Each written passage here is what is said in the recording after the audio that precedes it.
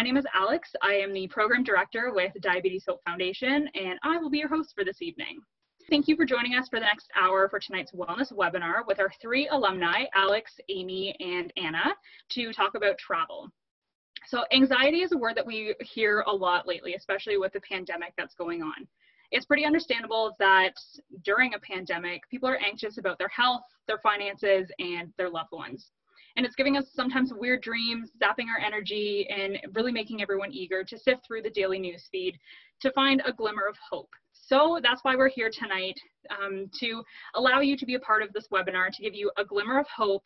And our alumni are here to help you escape into a different world for the next hour with their stories, to share where they have been through their travels. Tonight have received a DHS scholarship in previous years. Our alumni have one thing in common, aside from their diabetes, is that they've all done incredible traveling. Whether it be traveling for work, adventure, or philanthropic reasons, their stories that we'll be sharing tonight will be nothing short of remarkable. So be sure to ask your questions, share your comments. One really cool thing about tonight's webinar is that our panelists will be sharing pictures. So bear with us as we try to do the screen sharing so they can show where they have been. But we really look forward to having you all tonight. So again, for those of you who are just joining us, my name is Alex and I'm the Program Director for Diabetes Hope Foundation. And let's begin with some introductions.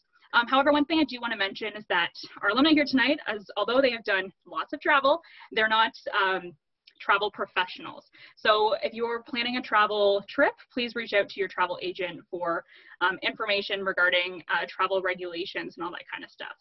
So without further ado, let's begin, and we'll do some quick introductions first. So Anna, do you want to begin?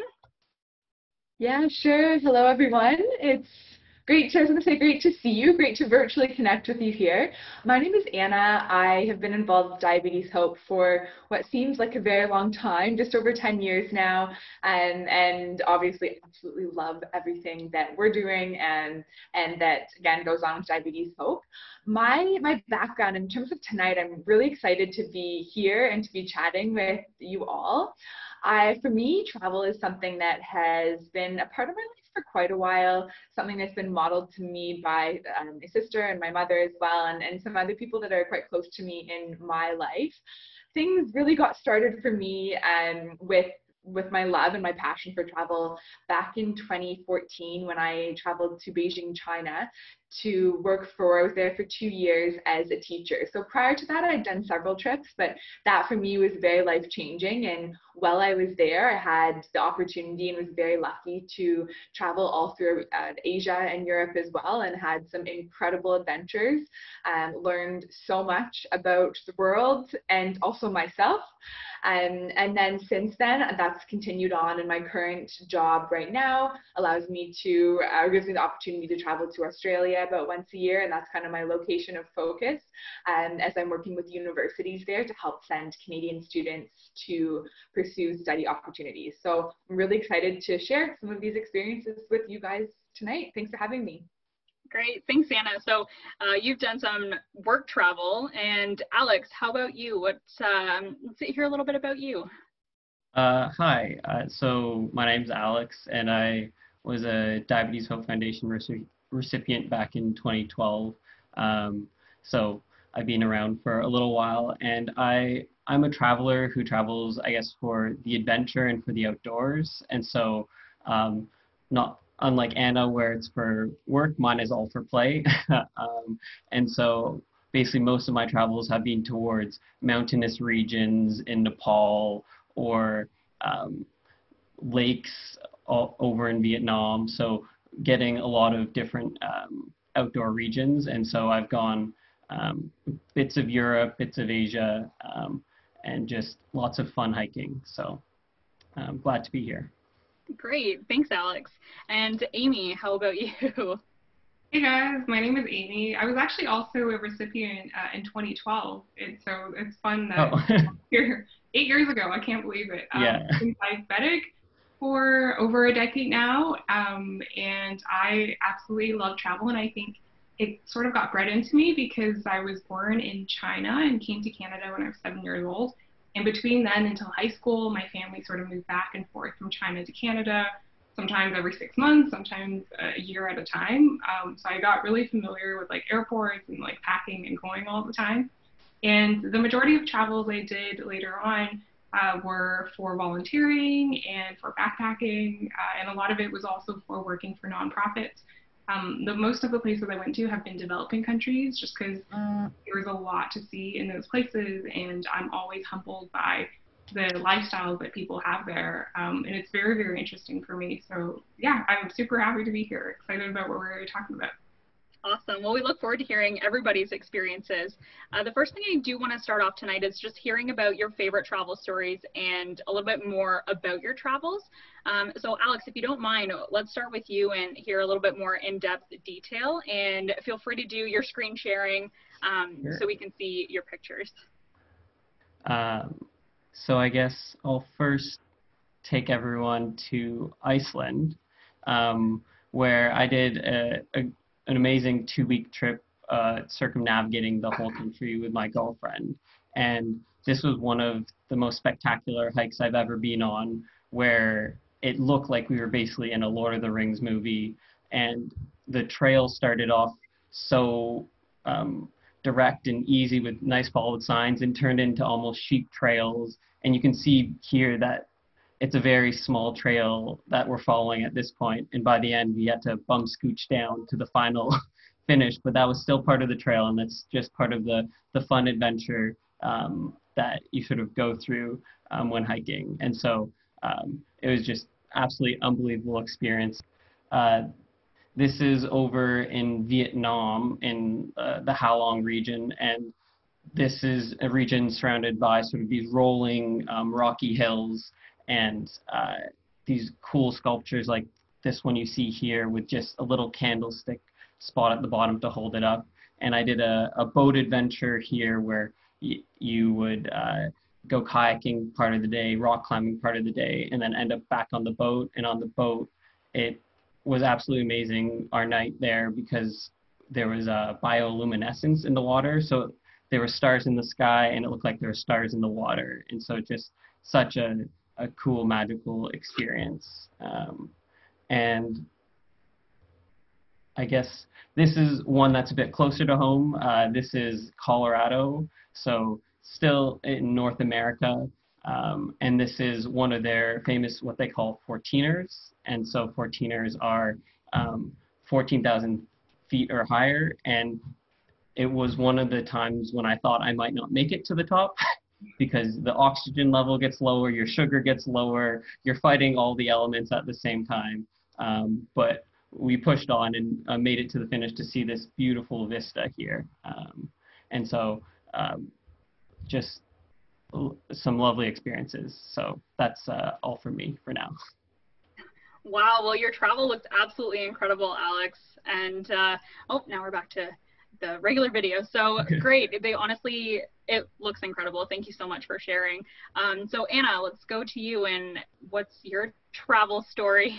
This first photo here, this is in the Great Wall of China, in just outside of Beijing, actually. The Great Wall is very vast and goes on forever, what seems forever. My trip to China opened up so many, I think, parts of myself and also the world to me that I just, it's interesting when you become immersed in an environment in such an intense way. And I think living here and really getting to know this spot for 2 years was just absolutely incredible. And I often use this picture to depict my time here, just this time of completely opening the world to me, its people, its cultures, and learning how to I guess, how to be a part of something very different.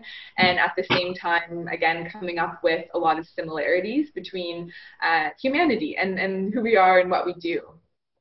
And there's just another picture on the Great Wall there. A few of my favorite experiences or things that I did in China were related to the Great Wall. So I did 2 camping trips where I traveled, again, about 2 hours outside of Beijing and camped for the night on there's different parts of the wall that are more rugged, unfinished part of the wall. So we pitched tents on the side. This was done through an organization with a group, but it was really, really incredible. Absolutely loved it. Here, this is the Forbidden City, a canonical part of Beijing and history. And again, something that I didn't know a lot about before I spent time here. Another really, really cool thing with this experience, and I'm not going to go through everything, I'm just going to focus on, I think, China right now, but a friend of mine that I met while I was in China had her wedding while I was there, and she was actually getting married to a fellow or a boy from America, from the US, and so his family came over and they had a wedding in a rural village about 3 hours outside of Beijing. Interestingly enough, in China, this rural village still had about 500,000 people, so about the size of Hamilton, if you guys are familiar with Hamilton, and just an incredible experience. Again, the way that a wedding takes place in China and being able to see that, and again, everything that is entailed with that, and kind of mixing that with the American way of life. So there's two parts to the wedding, with the white dress and that type of thing as well. So that was really fantastic. For me, I find it's often important to keep in mind that there are some huge challenges that people are having to go through everywhere in the world, and in China specifically, one of those, in Beijing, one of those huge challenges is the air pollution. And this is just a photo of me on quite a bad day with the air pollution, wearing a mask that we're all getting quite familiar with in our current circumstances. And what you see there on the right, that isn't fog, isn't smog, that's air pollution. So that was, again, just another really interesting thing, and a bit of a hit of reality, experiencing some of that, in a different location as well. Food, travel, amazing, love that. Shanghai, I'm just the last few, again, I had a few people visit me while I was in China, and this was definitely my favorite part, as well as I think the experiences that you have with other people. So that's just kind of a start to some of my travels, but there are so many amazing things. Wow, well, it sounds like your travel was awesome, Anna, and we'll get in a little bit into your work travel per se, and what you were doing there for work and all that kind of stuff. But Amy, I'm gonna jump to you next. So let's hear about your travel. Sure, yeah. I am also going to share my screen.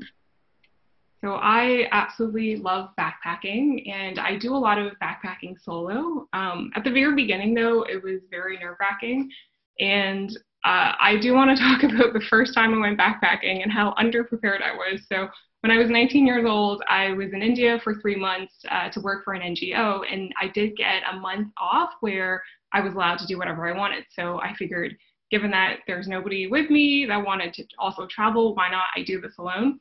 So I took my school backpack, it's that little purple thing over there, and I just packed it with whatever I could find, and I took a 14-hour bus to the south of India to do sort of like a loop for a month on my own. I was not prepared in retrospect. I wasn't prepared, for example, about how I think traveling as a solo female, there are definitely challenges, especially in more conservative countries like India. Like, I remember on that first bus ride, it was for 14 hours and people kept on coming over to my sleeper bunk and just like opening up my window, because there's like a little window sort of thing, like a little curtain with every sleeper bunk. I also had to travel with like a fake wedding ring because people kept asking, like, where's your husband, as I was traveling. But I definitely learned a lot from that experience, and I learned how to be vigilant when you're traveling alone and like what to prepare for. And it really prepped me for a lot of other travels I did in the future. So my second favorite backpacking trip ever was when I did 2 years ago across South America. So for that one, I was a lot more prepared, way more prepared. I was also going for a bit longer. I ended up going to South America for 5 months. And I absolutely love South America. There were so many different countries and so many different foods to taste and culture, and every country was remarkably different. Like, this was Peru, Machu Picchu, which was really cool, and it's got a lot of its history. And depending on where you are in South America, like before going, I just figured South America was very similar, and that was not the case at all. Different countries in South America are completely different. Like, Bolivia is extremely different from Argentina, which is extremely developed, and even Argentina and Chile are really developed too, but they're also different from each other. So going through South America was like going through almost like different different phases in time in a way, because certain places were way more developed than others. That was in the Amazon forest, I think in Bolivia, and I think Bolivia was actually probably the least developed country in all of South America, but I spent the most amount of time there, and it was my favorite country, just because it was so untouched by capitalism. Like, there were rarely any like American brands there. A lot of the people there were still natives, because I think a lot of other South American countries got rid of a lot of their native people, but Bolivia didn't do that. They're very, very proud of their native heritage. And yeah, I love backpacking. I like to do it cheaply, and I'm really happy to have had these experiences and the opportunity to have gone on these trips. And that's awesome. I love that last picture in your comment. Don't go mountain biking if you're down a dangerous hill if it's your first time. That's funny. I'm sure all of you have had a few of those experiences with traveling that, oh, I don't know if I should do that, but I'm here, so I'm going to. That's great. So a few of you have touched upon a little bit of your anxieties and stresses, but I do want to ask you this again in more detail. What are your stresses and anxieties, and what were they when you were traveling, whether by yourself or with a group of people, or just being somewhere that you have no idea what the area is like? So Amy, I'm going to let you answer this one first, because you already talked a little bit about it. What are your stresses and anxieties while traveling? Yeah, I think now that I've gone a couple of times, I'm less anxious. I think a lot of the solo backpacking trips I've done, my mentality was always first you jump off a cliff and you build your wings on the way down. And I realized after a while that for diabetes, that's definitely not the way to go. Like, for diabetes, you got to have your parachute in hand, like maybe a second parachute. But when it comes to like other forms of traveling, like, I think sometimes you just have to jump into it. But one major anxiety I do have is for all of my travels, and I think I've spent a total of maybe 2 years traveling at this point, I have always been trying to pay off student debt at the same time. So financially, that was always an anxiety of mine, especially when I'm going off for a very long time. But what I've realized is there are a ton of resources online on how to travel cheaply. It's not something you can only do if you like have the funds to stay at a fancy hotel, etc. You can always pitch a tent or go to a hostel. Like, there's always ways for you to travel. So while that has always been an anxiety, I'm really glad that there are a ton of resources online, whether it be on YouTube or blogs, on how to do travel cheaply. Great. And I think that's a really good tip to everybody watching, is that there are so many resources to take a look at before you do travel. So Alex, I'm going to jump to you next. What are your stresses and anxieties? And I know Amy touched upon a little bit about the diabetes portion, like aspect as well. So if you want to talk a little bit more about that, because I know you do a lot of backpacking. Yeah. And you did a big trek. So take it away. So I guess my probably biggest concern is going low and not having enough food for that, and that's all of our common concerns, but it's a bigger concern when you're on a longer hike or a bigger trek. And so I did a 16-day trek in Nepal, the Annapurna circuit, and between like huts there was potentially 5-6 hours where you wouldn't see anywhere else, and you can't potentially restock as you go. And so having enough of a candy that, like, I carry Swedish berries all the time, like having enough of that just gave me comfort, and just having a bit more maybe than I thought I would need, as well as like playing with just dropping basal rates a ton when you're hiking, because you go through so much more energy throughout the day. And then the other big concern for me actually is getting my pump wet. And I know I could maybe switch pumps, but my pump is not waterproof. So that's a big concern, because different areas, like I was going through like right on the cusp of monsoon season there. And so being worried that like my pump is going to get wet was always there. And so I found that you can actually get like dry packs about the size of your pump. So I always just keep my pump in there when I think that there's going to be rain or anything that day. So yeah, those are sort of my main concerns when traveling. Well, that's a really good idea about those packs. The first thing when you said about waterproofing is I just pictured it in like a Ziploc baggie kind of thing with a bunch of tape but on it's like it's like for your phone too, sort of thing. You could drop it right in the water. Yeah, well, that's one thing that I do when I go canoeing or kayaking is that I put my phone in like a waterproof bag to make Hmm. sure that nothing happens to it. So I can definitely imagine that that would be stress that you would have during monsoon season, if anything. So Anna, how about you? What are your stresses and anxieties with traveling, and even talk about your diabetes too while traveling? Alex, as you were talking, it just actually conjured up an image in my mind. Again, what Amy and Alex, you both mentioned, are definitely concerns of mine too. I think the biggest one for me has always been, yeah, I mean, having access to food and sugar, and going low, and also your diabetic supplies. I have always done, again, injections, daily injections, so I can't speak to having a pump. But I do know that, again, it depends on the purpose of your travel. But when I'm traveling, I guard my big Ziploc bag, like my big one, with my diabetes supplies. So my pens, like pen needles. I always bring an extra test machine. I guard that with my life. So many of the trips I've taken, have chosen to stay in hostels, and some of those will have anywhere from 4 to 16 or so people in the hostel. And at night, I sleep under the covers with my passport and my Ziploc bag of diabetes supplies. Because I mean, if someone happens to come in and take my bag or, something else, ultimately what I need is my passport and my supplies. So that's just kind of the way I think about it. What are the essentials when you're traveling? And the other thing that's really, I think, the more experience or the more things that I've experienced, the less I worry about what's going to happen when I travel. And not that I prepare any less, I do quite a bit of prep, and I'm myself a pretty organized person in everything that I do, including preparing to travel. Unlike my sister who just gets on a plane and goes, she's also diabetic. But what I've noticed is that in the most unlikely of places that I've been traveling, so Alex, I was in Nepal as well, and I didn't do as long a circuit as you. I did half that. So I did in the Himalayas, the Poon Hill circuit. But again, in Kathmandu, so it's again this city that is a developing part of the world, just kind of sitting about 6 hours or so from the Himalayas. And there was one day I was like, I'm actually just curious what the cost of their diabetic supplies are here, as I was getting mine in the time at China. And so I went up to looked like a little kind of window on the side of this dirt pathway and asked the man. It was a little farm. It kind of looked like a pharmacy. And he said, oh, go down the road and turn right at the right sign, and there's a hospital.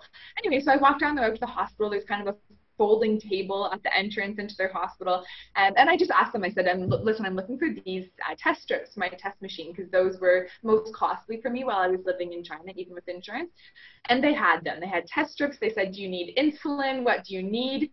And I think there's just that little anecdote I think what I've realized is their diabetes is common throughout the world, and there are healthcare services available. They're just different. And I think that's something that once you kind of see that again and again, that there are things that exist to help us when we're traveling in the most, again, unlikely of places. But just wrapping your mind around the fact that it's not going to look the same as it does here, and the access to it is not going to be the same either. So kind of familiarizing yourself with that before you go, I think. Yeah, and actually, Anna, that's a great segue into my next question. So, because you guys have done a lot of traveling and have done backpacking, you probably pack enough supplies, but if you don't, and I know, Amy, you were talking about your first trip, how you were underprepared. So I guess relating to that experience, what did you do if you needed more supplies? Like, did you run out? Did you have to go sourcing like Anna? I think most places have insulin, and they usually have Humalog, I've noticed, just because, like Anna said, like there are tons of diabetics. However, I don't know if most places I've been to, frankly, didn't really have Nova Rapid, I find, just because I think that's more of an advanced type of insulin. And because I've been on an insulin pump for ages, I don't really know how to operate with needles and Lantus and that sort of thing now. I'm always scared that I will run out of supplies in other countries, because frankly, I don't think I'll be able to find it. Fun story time. I think I was telling you guys about this yesterday. I did one time forget my insulin at a hostel in Peru, and then flew to Colombia and realized, oh no, I only have like 2 days worth of insulin in my insulin pump. And I debated whether or not I should go home because I could not find like Nova Rapid anywhere. The pharmacies didn't have it, the hospitals didn't have it. And eventually it was because I met somebody on the plane who had a friend who happened to be a doctor that I was able to get a bit of insulin. So I just, as much as you can, pack all the supplies that you need. In fact, packed, I think Alex mentioned yesterday, like pack like maybe 30% more. I think that's a great idea because even with my trip to South America for 5 months, I was supposed to go for 4 months. And had I not packed extra, I wouldn't have been able to last a bit longer. And you just never know what could happen. And also bring a loaner pump. That is my key piece of advice. I actually did, Alex was talking about the monsoon and how your pump is not waterproof. I got caught on the monsoon once on an island in Thailand, and my pump died. And my mom was like telling me to bring a loaner pump, and I didn't want to, but I brought it anyway. And that loaner pump saved me because there were no ships going back until like 3 days later or something like that. So yeah, loaner pumps are great, and just bring all your supplies. Yeah, that's definitely a great tip to bring a loaner pump. And Alex, have you brought a loaner pump with you, like Amy's mentioned, during your treks? I didn't actually. I brought just some extra like pens that I could back up to in case like I lost all my supply. Like it was just I was like I have my pump system and then I have like needles if needed.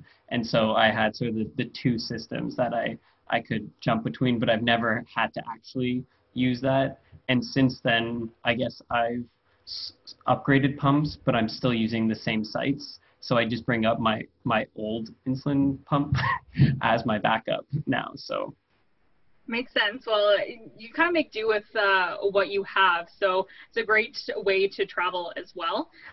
Now, along the topic of, since you guys have to have a lot of equipment and diabetes supplies, when traveling and going through the airports, what's that like? Have you had any issues? Have you had complications? And then just, yeah, what's that like? Anna, I'm going to start with you on that one. You know, honestly, I'm probably the worst person to ask because I have not once ever had an issue at the airport. I do, so again, when I first started traveling, I was diagnosed when I was 4, so didn't travel by airplane until a little bit later. But I do have a doctor's note generally with me that is signed and says that I am diabetic and here are the supplies that I have. I probably shouldn't tell you this. I don't always bring that letter with me now at times, but anyways, it is something that's, I think, a really good idea to get from your doctor, just as a peace of mind for yourself. And if you were to get stopped in, again, security or anywhere, you can show that letter, and that's, again, that's you're more than able to take all of your supplies with you on the airplane in your carry-on. I do take everything with me in my carry-on, again, just in case your suitcase gets lost on the way to where you're going. I always take everything with me. And again, a few times I've had my bag pulled aside and they've opened it up to look at, again, the little needles, the pen needles, but more often than not, it's because I have a juice box that I've forgotten about. I'm a big juice box person and I can't take that. If you do actually say that you're, tell them you're diabetic, I'd say about 50% of the time when I do have a juice box with me, they just let me take it with me. And again, that's not guaranteed. That's just been my experience with it. But yeah, again, I think my biggest thing would be, yeah, get that doctor's note. It's just good to have with your stuff. And definitely I'd say if you can, take it with you in your carry-on. I know, again, some people that will take everything they need in their carry-on and have an additional stash in their suitcase. And if one gets lost, you're going to have something in the other. Same with your credit cards. Do the same, put one in each. But yeah, I've really never had an issue at the airport or flying at all, yeah. Good. Well, that's really lucky. And I think that's a great idea to keep everything in your carry-on. I know when I travel, all of my important information is in my carry-on. So good note. Either issues going through security. Anna, you're lucky not being stopped. But Amy, I'm really interested to hear about the travel that you've done to the underdeveloped countries. Have you had any issues traveling there? Absolutely not. And sometimes I think that worries me more than anything because I am wearing an insulin pump. It is a mysterious like object, you know, and a lot of times like they'll just look at it and put it down and I just walk. And I've always been confused about that actually, because a part of me is like, what if they're not catching other things that are going on planes and whatnot? But yeah, like nowhere in the world have I ever even been like stopped and asked about my insulin pump, like weirdly. However, I did, like I have a friend of mine, and he said he had a friend, and this was like maybe 20, 30 years ago. He was going Canadian and coming over from the American border, and he was detained actually for like 2 days because he didn't believe his insulin pump was an insulin pump. So regardless of what we're telling you, still bring a doctor's note. I still have my doctor's note for my doctor from like a decade ago now, and I like take pictures of it on my phone just in case. But yeah, no issues. Good. Well, that's good to hear. So, Alex, are we going to be 3 for 3 here? Yeah, I've been lucky enough to have no issues. Like I always have that note, but have never needed to show it. I guess the closest thing is just like when you're going through any scanners, like like you can keep your pump in your pocket is what I've learned. A lot of the airport officials say like you don't have to fully disconnect it. Like there's some scanners you don't go through, but they say just like it's part of your body, just keep it on you. So they're actually like very understanding is what I've seen. And you say you're diabetic and they're like, sure, like we don't want to, yeah, like, yeah, proceed. Good. Well, I'm glad to hear that it's a 3 for 3 and that you haven't had any issues. But I think that's a really good point to make to all of our viewers watching is that when you are traveling and you do have diabetes, to make sure that you do have your doctor's note, just to ensure that it is smooth sailing or smoother sailing than if you weren't to have it. And it's, as I always say, it's better to have it and not need it than need it and not have it. So thank you all for sharing that. And since we've talked a lot about your travels and where you have been, I do want to talk about where you are going to go. So right now we know that we can't travel. The borders are closed. We don't know when they're going to reopen. We don't know when we're going to be traveling again. But when they do open, do you feel comfortable traveling? Where are you going to travel? I just want to understand, and probably our viewers want to understand, what does travel look like for you? So Alex, let's start with you. Yeah, so I guess for me, it's going to look a little bit more local. So I'm doing more camping and hiking around Ontario, maybe into Quebec, and just keeping it closer. And it might be a year, 2 years before I consider going somewhere more international. But I think we're so lucky because there's so much great outdoors really in Ontario that we can explore. Like you got Algonquin, Killarney, like there's just so many parks to go see. And one thing I was actually looking up today is there's a lot of dark sky reserves, which are really, really cool to see stars. And so there's some like just north of Gravenhurst where you go and it's just like pitch black everywhere. And you just, I saw a comet shower there 2 years ago and it was spectacular. And so it's sort of where I don't think I need to go as far to get the adventure because it's just in our backyard. That's so true. There's so many places in our backyard in Ontario that you can go. Where I'm from, I'm 2 hours north of Toronto, and we've got waterfalls and beautiful lakes up here, and it's not far of a commute. So if you're looking to go somewhere, especially now, hit me up, and I can let you know some of the good places around here. So Amy, what about you? What does travel look like in the future once kind of COVID settles down a little bit? What are your plans? I think in the more immediate term, same as Alex, I don't feel too comfortable getting on a plane. I feel like in the next probably 2 years, just because we don't know what vaccines are going to look like and that sort of thing. And yeah, I'm in the process, actually, this is funny, but I took my mom's van, and it's not a big van, it's just a normal van, and I'm in the process of taking out her seat so I could plop like an old mattress in the back. That way I could sort of drive around and explore Ontario a little bit. I'm working virtually right now, and I realize that my data plan has like 8 gigs on it. So technically, I could do all my calls and like work out of this van as well. So that's the goal. We'll see if I actually get there. And then once everything really calms down, I really, really, really want to go to Iran. Every backpacker I've met who's gone to Iran has said great things about it. People there are apparently really, really nice. It reminds me of kind of like Colombia in a way, because I think Colombia had a lot of bad rep for a while. But now it's one of the best places to travel because the people there are so nice, and it's sort of underrated. So I think I also watch a lot of food videos by a guy called the Food Ranger who goes to Iran and just eats and eats and eats. And yeah, I'm excited for Iran if I could ever get there. Wow, that sounds amazing. I've heard actually the same thing about Iran. My grandfather went there years and years ago, and he said the same thing. It's beautiful, and the people are really nice. So, Anna, what are your travels going to be, and what are they going to look like? And I'm going to say somewhat future, but that's a very loose term. I know it's so tricky to know. I think we're all kind of living day by day right now.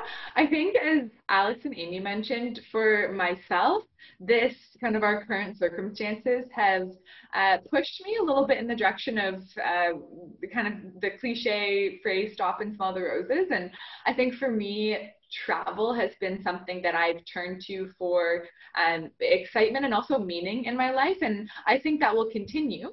But I think that I'm often looking to, the far beyond for where I want to go next and what I want to do. So again, I've loved my time that I've spent in Asia and in South America and in Europe, and there's a lot more that I want to do.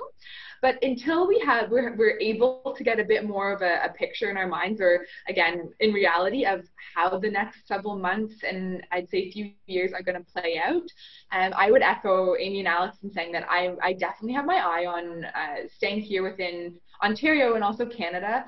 I have family out in the West Coast who I've visited a number of times in Vancouver, and never have I ever gone that, again, more than an hour outside of Vancouver. So even to Whistler, and then again, what I'd love to do is drive from BC, so from Vancouver across into Alberta and go to Banff and kind of see those very epic spots as well. Canada is such a beautiful country, so that's something I have my eye on. For this summer, it's going to be Ontario, I think, sticking close to home, doing some hikes. I live in Hamilton, so it's the Bruce Trail, which is apparently opening up, parts that are opened again. So that's kind of what I'm looking at. And then again, looking above and beyond to the future, because I think also this is a really nice time to dream and to start, to look at things. I mean, who knows when it's going to be, but start exploring, do some research, go online, look at some blogs. I have my mind totally set on actually going back or heading back to China. With my partner, we actually met in Beijing, and now he's actually Irish and living back here in Canada with me. So we'd love to go back to China. And what I'd actually really, really like to do is I did a trip on the Trans-Siberian Railway from China to Mongolia. So just that first section of it, and spent some time in Mongolia, which was absolutely incredible.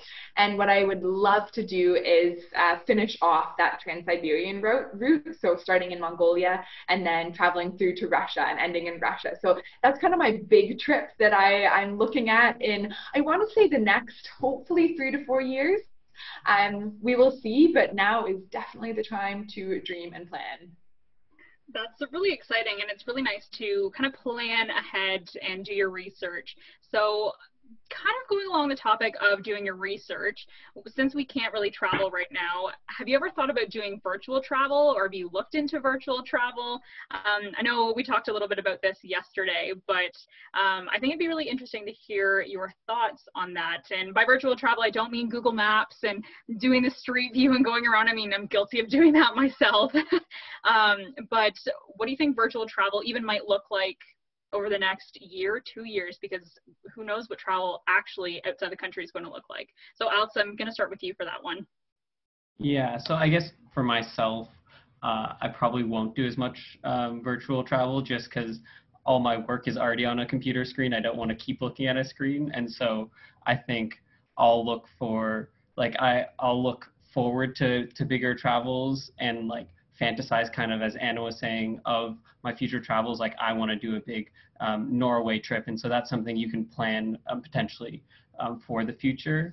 And so I think the virtual travels won't be for me, but I think there's a lot of good resources to get more local travels. I was also looking, there's a site called Ontario Trails, and you have a map of all of Ontario and all the small trails that you wouldn't even think of. So I think those will be the things I'll be exploring the most. And that's really cool. And just as a side note, I know Anna mentioned the Bruce Trails, and Alex, you just talked about all trails in Ontario. So the Hamilton Bruce Trail, actually, you can walk it all the way up to where I live, just west of Collingwood. That's the White Trail. if you want to do the white trail, follow that one. But if you just want to do a loop, do the blue trail. I ended up getting lost one time for about 4 hours. So just a side note, pay attention to the maps Alex is talking about. So Amy, how about you in the virtual travel? Are you going to do any? Do you think it's kind of a silly idea? What are your thoughts around that? I think I'm in the same boat as Alex with 1X. I don't know about virtual travel, to be honest, but there are sort of like live windows into other places in the world. So even like the Ontario Science Center, there's a beautiful pond in the back of the Ontario Science Center, and they have like a live stream of that pond and all the birds that fly by and stuff. I think you can do that for a lot of really cool places in the world. So I think it would be nice, even though I do spend, like Alex said, like all day on the screen, I think it would be nice to just have it playing on the TV while I'm working. Like if there's a live stream of, I don't know, Machu Picchu or something, like I'd love to just stare at it while I'm working and like think about what I would do if I were actually there. It might be a little sad, to be honest, and I think that might be the main reason I'm a little opposed to virtual travel, just of the jealousy of not actually being there. But having a window, like a live stream of something, I think I could do. I think that's really interesting about the live stream, but when you said that, it reminded me of the fire log at Christmas time. Yeah. Yeah, the Yule log. But I think that's kind of what I picture when I think of virtual travel, is having a window and a live stream. But I think that's a really interesting point. And Anna, how about you? What do you think? What do you think of virtual travel in general? I think I feel a little bit skeptical for myself. I do know they're speaking of the live stream, the work that I'm doing right now is primarily based in Australia. So we're working with Australian universities, and there's a zoo in Victoria, like the state of Victoria, and it's called Victoria Zoos, that their live stream, I've heard from my colleagues, is awesome, and they'll have that on in the background. They've got like the kangaroos hopping around, and it's just, you know, a really nice thing to have on in the background. I haven't done that yet. I think when we were chatting yesterday, I was mentioning, I haven't looked at this, but I did see that Airbnb is launching a virtual travel scenario per se. And to my understanding, what they're trying to do is to have hosts in various different locations around the world. And then you can sign up to attend or to join in on something that they're doing. So the one that I saw was a cooking class, and I can't recall where that was. I don't know the details, but if you're interested, I would say take a look at Airbnb. I think that they're probably coming up with some creative ideas, as they have to right now, as we all have to. So yeah, I may tune in. We'll see. It's nice to know that these things are out there. I think more so for me, it's looking at, you know, dreaming about future trips, opposed to experiencing them virtually. I totally agree with you. And I just see a comment in here. The Toronto Zoo has been doing a lot of daily live streams. So I think that's really interesting too. And another good way to escape, because essentially that's what we're talking about with the, I'm going to say virtual travel again, but with the open, the window, like Amy had talked about, it's a good way to escape and just have something on in the background, which is really nice. Since we talked about your travel a lot and your experiences after COVID, what do you think travel in general will look like for other people wanting to do some travel? Amy? I hate to be negative on this, but I have a fear that not a lot of airlines will be able to survive this. Like I was reading, Air Canada reported like a record $1 billion loss, and they're permanently laying off a lot of their staff and fleets. From what I understand about airlines is that they actually make a ridiculously little amount of money on every single seat. So they're always running on very, very tight margins. So I'm afraid that a lot of like the budget airlines might not last. And as a result, travel might actually become more expensive just because it would cost more to go somewhere. I wish I was more optimistic about this, but that's just where my logic is right now at it. But I do think people would be doing a lot more local travel as a result. Gas prices have gone down incredibly, actually. So yeah, I think we'll all be exploring our hometowns a bit more. Yeah, and do you think, so I guess along the same question, Alex, you can answer this one. Do you think travel will be considered more of a luxury? Because, Amy, as you said, it will probably be a little bit more expensive due to maybe prices increasing. So, Alex, what do you think about that? I think it'll take a little bit to get back to a bit more of the normal. Like, I do think that the airlines some will shut down, but I think there'll be a resurgence. Like, I think 5 years from now, you'll be able to go on that like Southeast Asia trip that you want and be able to do it within your budget. But I think it will take that time. But I do think that, like Amy's point of cheaper gas will be true, that like we're so close to a lot of really great things in North America that you can just drive to. And so I think there could be some really great road trips, which are some of my fondest memories of traveling. So I think that's maybe the direction it'll head in for the short term, but I think long term, I'm optimistic. Good. Well, I like to hear that. I mean, road tripping is a lot of fun too, and I do a lot of that. Up in cottage country where I live, we have so many road trippers on the weekend. So I look forward to the hustle and bustle of the summertime for sure. So Anna, how about you? What do you think travel will look like? Ultimately, who knows? I would lean towards the optimistic side as well. I think that especially again when we're talking about airlines and that type of thing, there's speculation about again the government's role in that as well, because that's such an important part of many economies. We'll see how that kind of plays out. And again, the other thing is what I will be curious to see is, as again over the next few months, as things loosen up, and I know there's plans in place and stages kind of being developed for the reopening of our economy. I think there's speculation that that's going to happen and then it might slow down again.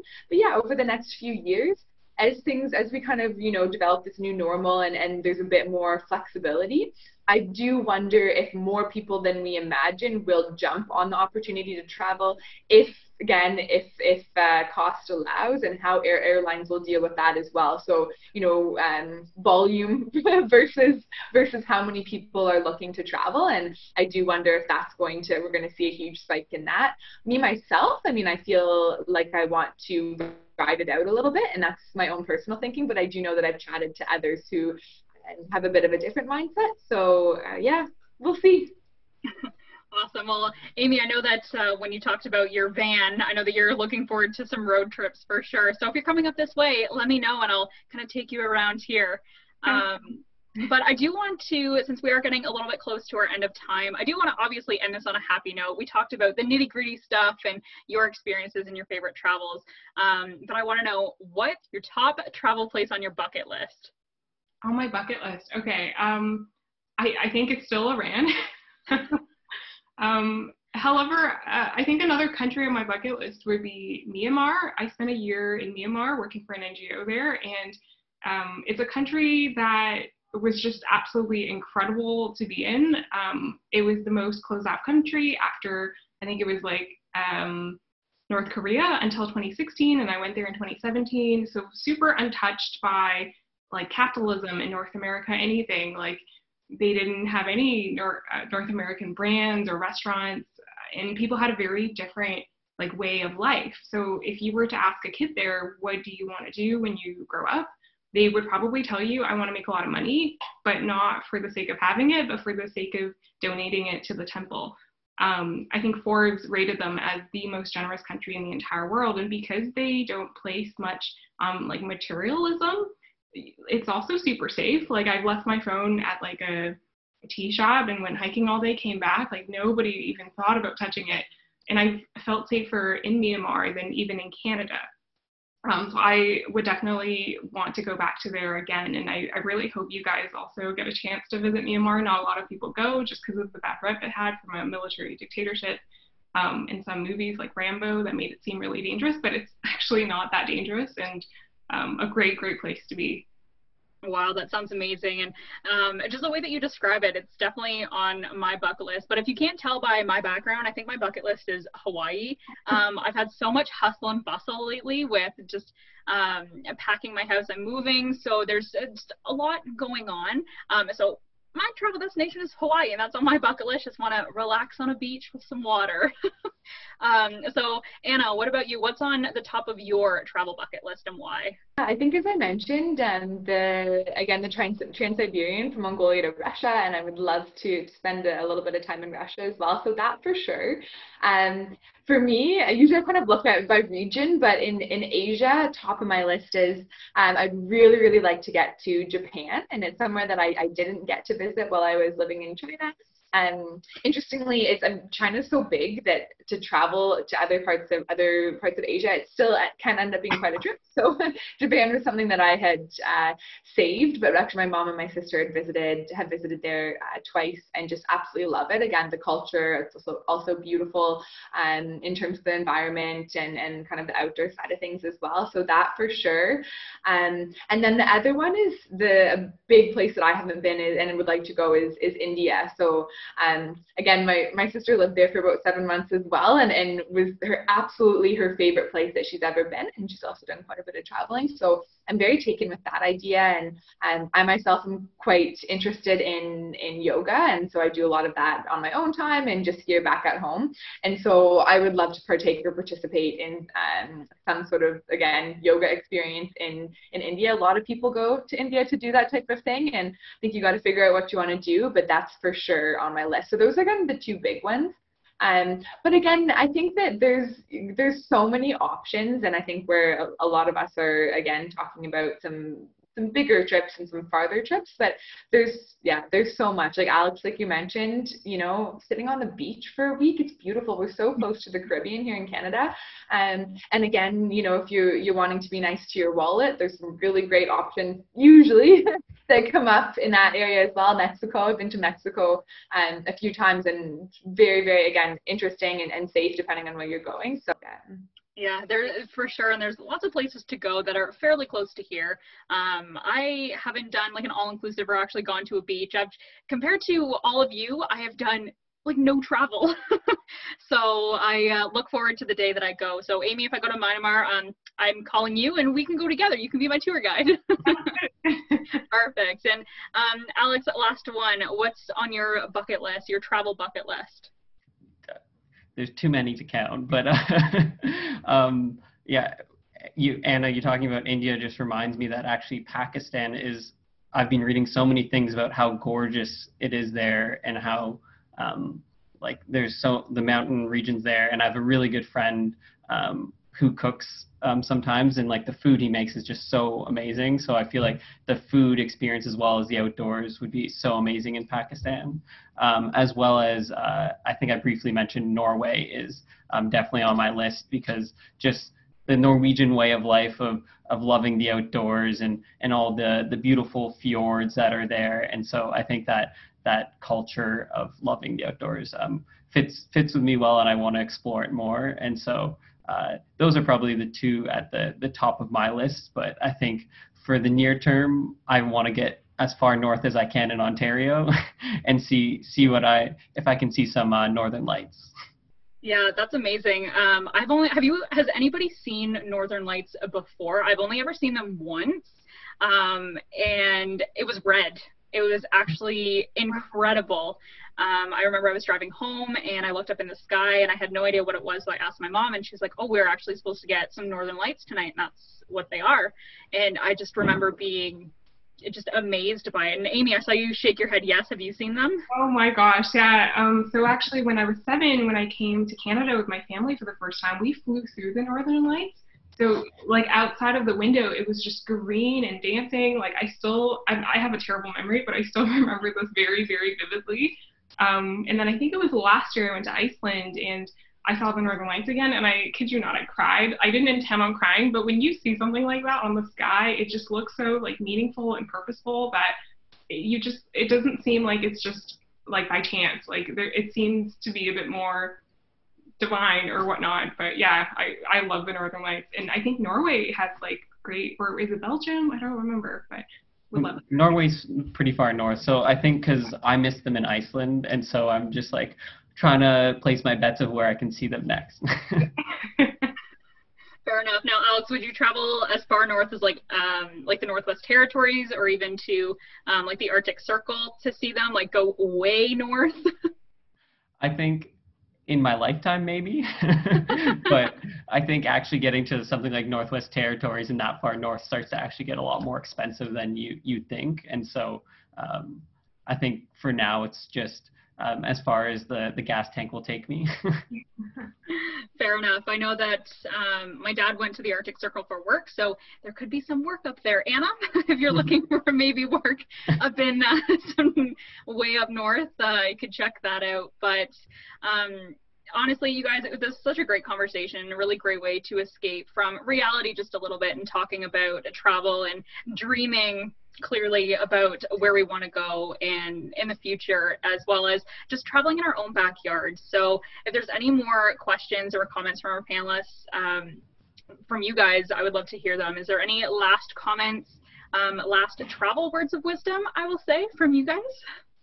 The world is an amazing place, and I think each one of us is different in what we want to do and what we want to experience. I think, you know, if I could encourage people to just step into something a little bit different than your day-to-day, whether that's 2 hours down the road in a beautiful hike, or again, exploring some of Canada's heritage, or jumping on a plane when we can again, and, you know, going somewhere more exotic. I think that the power that has, I think to change us as individuals is huge. But again, just to, you know, to stick within your comfort zone, step outside of it as well. That can do us a lot of good. But just do you, do you. And I think that it's there's some amazing things out there. Great last words. And Alex, Amy, any last words about travel from you both? I guess I'll say, if you haven't gotten out and traveled much yet, like, that first step always feels like a big step. Like, I know for me that felt like a huge plunge, like you're putting money and you're putting time in and everything, but it's so worth it, and it opens up so many doors. So take that plunge. And yeah, just look forward to the travel in the near future. It's just so fun, and yeah. Love it. Well, I look forward to plunging in the water behind me when I can. So great words there. And Amy, from you? I think that, like, weirdly, like, the biggest takeaway I got from traveling was just how grateful I am to be a type 1 diabetic in Canada. I forgot to touch on this earlier, but I've met a lot of type 1 diabetics in other countries, especially in developing countries that don't have the resources that we do. And I think when you're traveling, if you just ask around, someone will know someone who is or was a type 1 diabetic. And I say the word was because not a lot of countries are great at diagnosing diabetes and not great at treating it. And I guess my last words would be, ask around about type 1 diabetes when you're in these other countries, kind of like what Anna did when it comes to figuring out how much insulin costs. Also ask around if anyone's got a friend who's type 1 diabetic, and sort of learn about their way of life, because I think you'll realize how incredibly lucky we are to be in Canada. And I think I've always carried with me that sort of gratitude from my travels. And that's the best thing I think I've taken away from my travels. Awesome. Well, they're all incredible stories, and I'm really thankful, Amy, obviously, and I'm thankful too for when I travel, that I am very grateful that I'm able to. So again, thank you all panelists tonight, and to you, Alex, Amy, and Anna, for joining us and just being a little bit of an escape, and like I talked about earlier, being that little glimmer of hope that we will get to travel again, and that travel is really not that far, and it's just right in our backyard. So until next time, everyone, thank you all for joining us, and we will see you at next week's webinar. So have a great evening and take care. Good night. Thank you, Alex. Bye, guys.